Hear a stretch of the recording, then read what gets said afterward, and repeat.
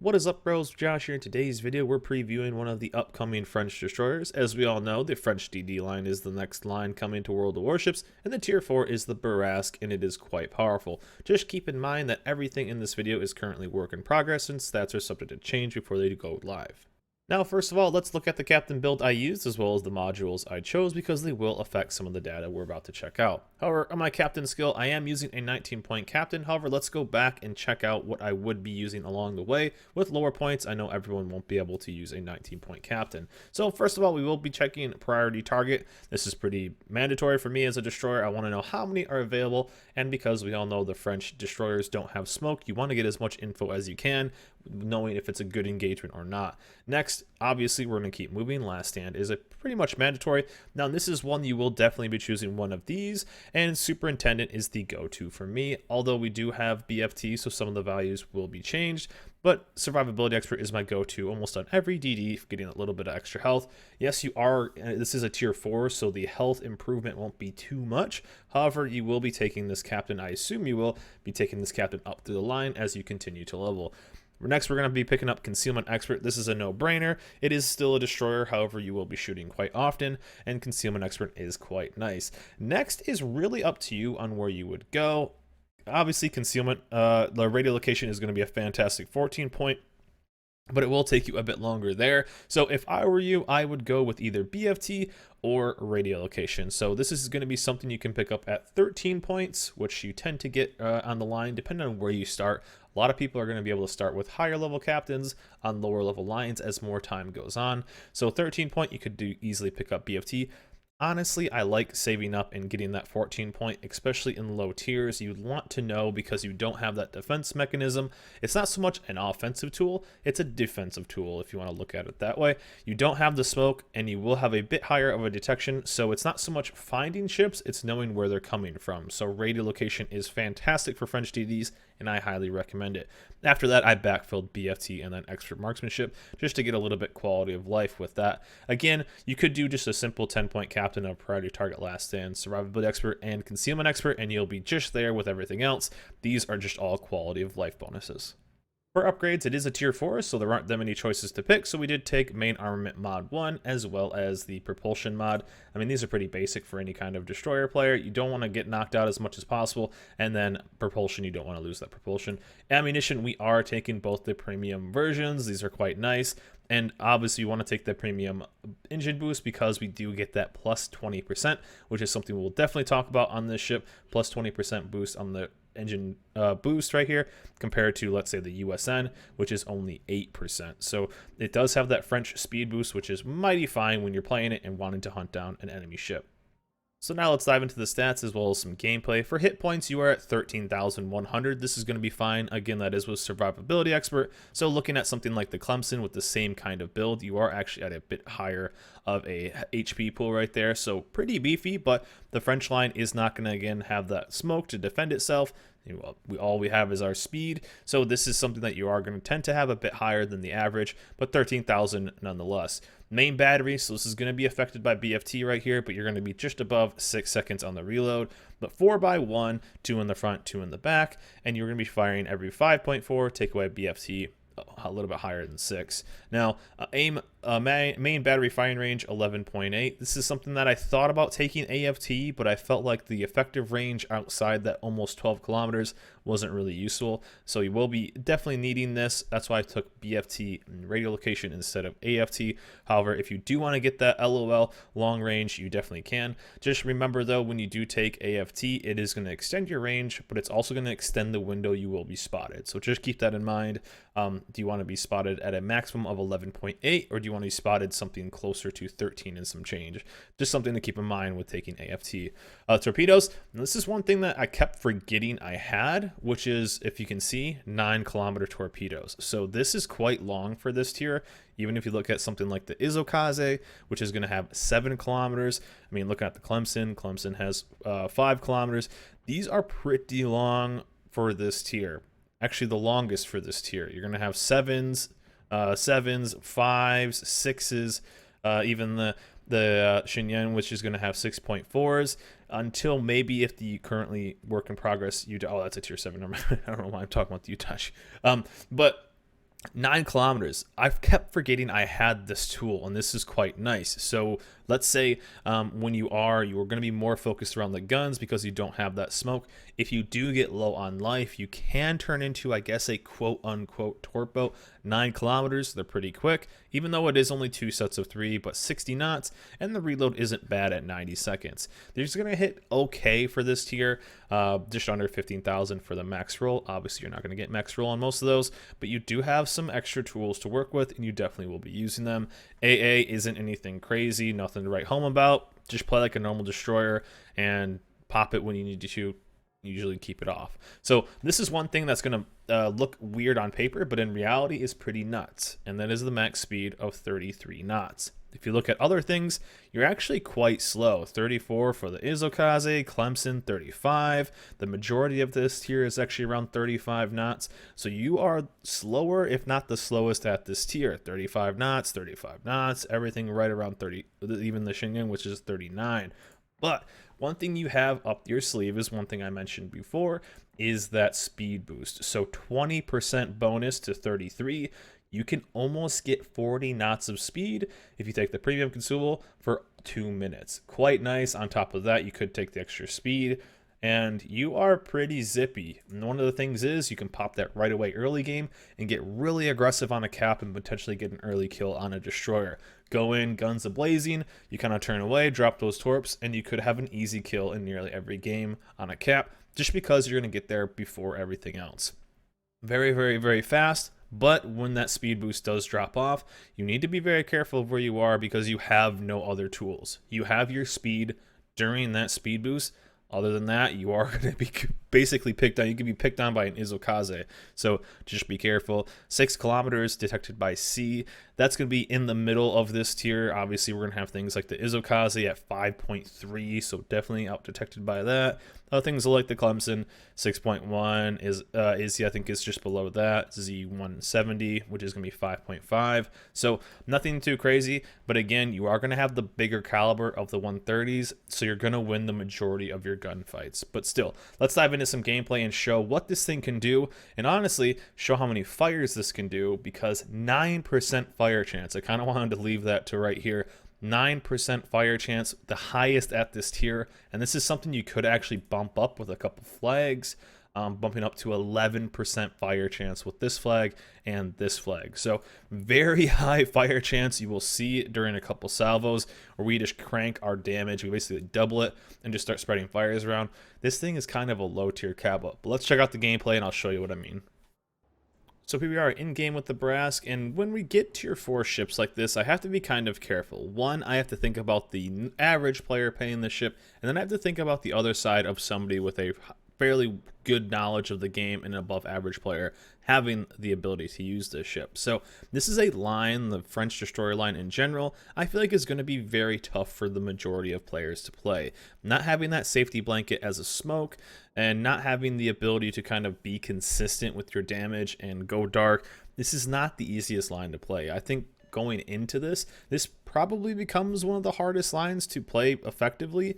It's knowing when to shoot, knowing when not to shoot. You have a decent reload, you're fast. Being fast is good, and it's bad because you can get yourself into trouble very quickly. And then if that speed boost runs out, can you get yourself out of trouble with, using your skill and not having that extra speed? As you saw, we were at, almost 40 knots on the start of this game, and we were able to get into this position and start pumping damage in on this Nicholas. As you see, pretty decent alpha damage on the majority of the salvos as we're gonna just kind of chill here.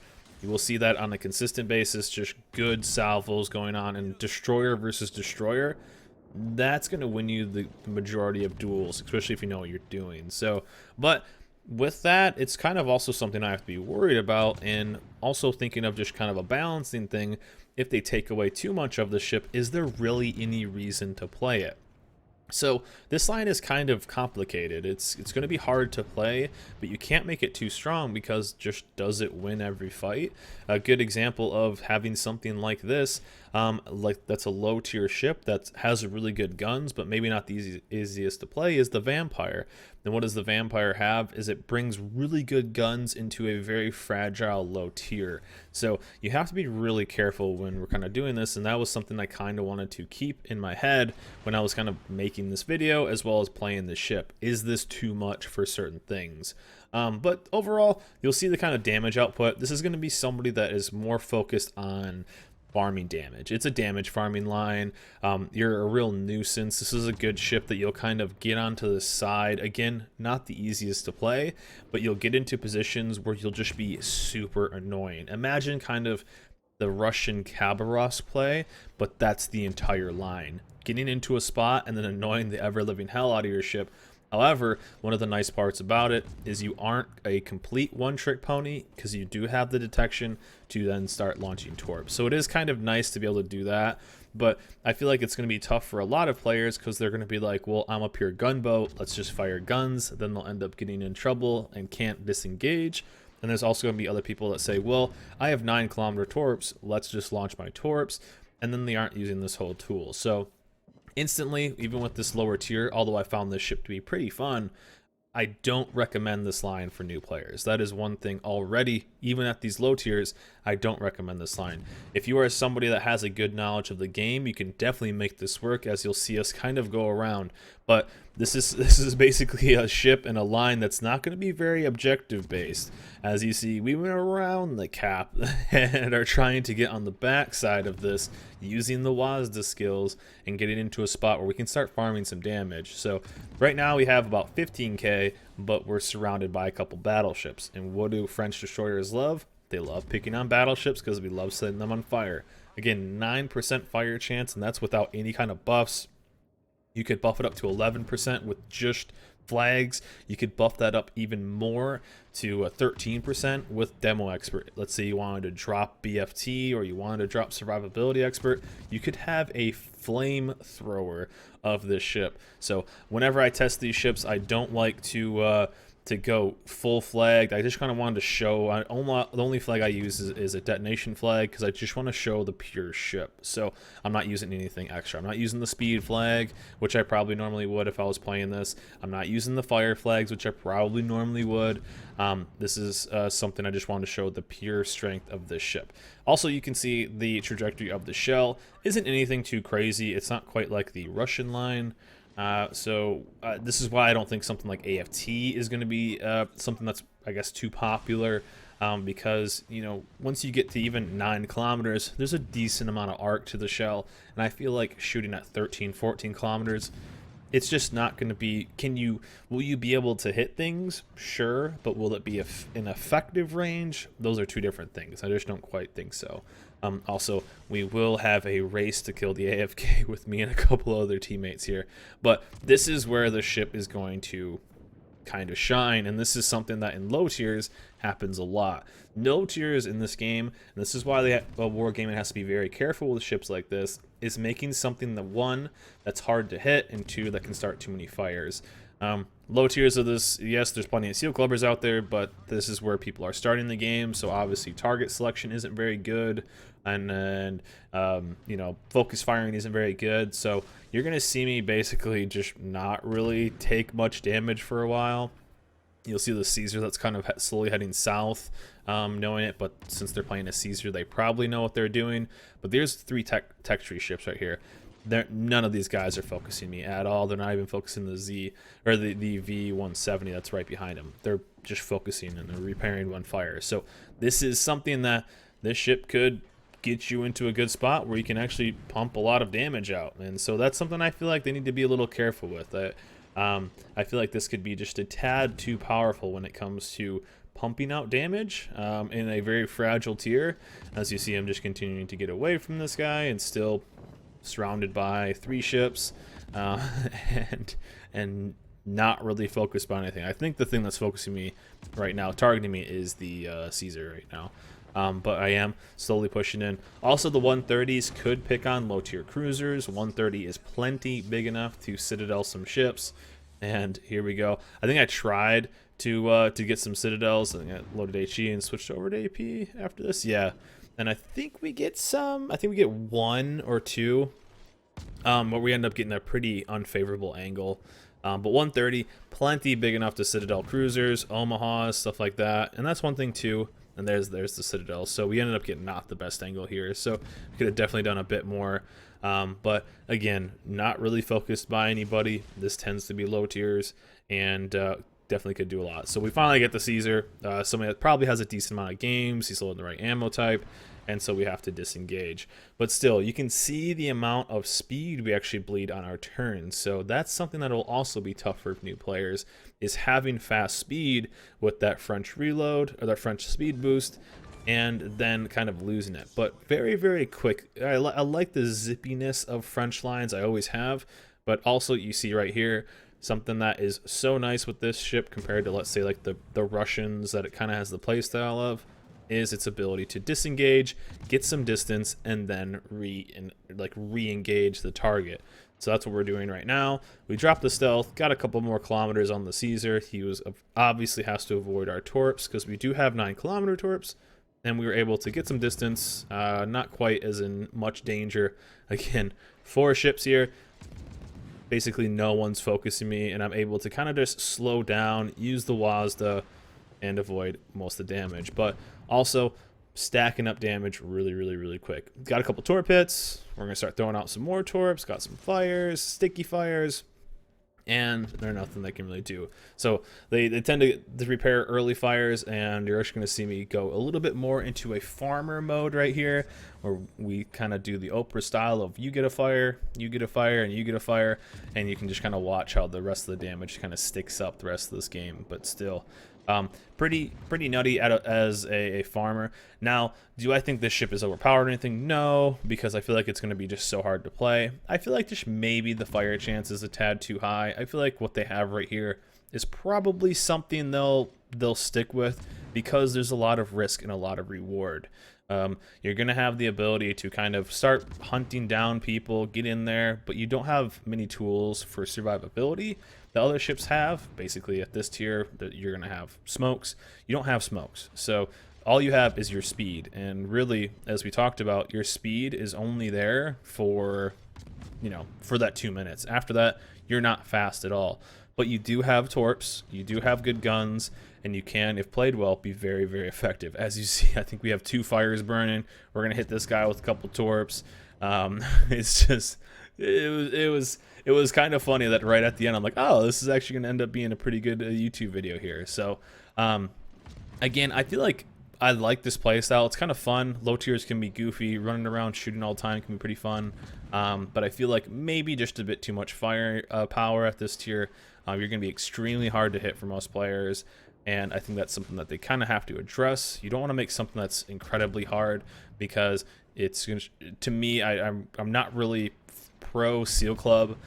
This could definitely be a problem going forward as a Seal Clubbing ship if it were kept exactly how it is right here. So now, is it always nice to have a ship that's fun for going down and killing the Seal Clubbers? Yeah, but it's, do they need to make a Robin Hood ship? I don't think so. But still, nice little salvo from that guy as well. And there you go, it ticks out. We could have most likely killed him. I think he would have even ended up taking the torp right there.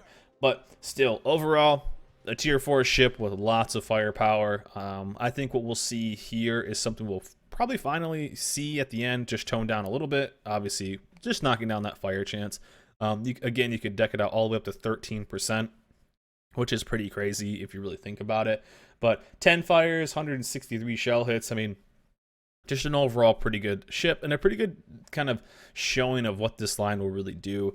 I feel like this line for destroyers will be a lot like the IGN cruiser line, where you just kind of get bigger as the line goes up. So it'll be kind of easy that way. There won't be any real surprises when kind of going up this line, so that might be kind of good. Again, not going to be the easiest line to play, even in the low tiers for most people. I think people will get themselves into trouble and not be able to get themselves out like they could with other DDs, and might be hard to play for some players, but still some pretty nasty firepower at such a low tier. But anyways, that is my quick preview. I say quick preview, this video was pretty long. My preview of the tier 4 French destroyer, the Bourrasque, and more to come on the rest of this, guys, so look forward to that. But anyways, that's it for me. Hope you guys enjoyed this video. Remember to like, subscribe, and I'll see you guys next time.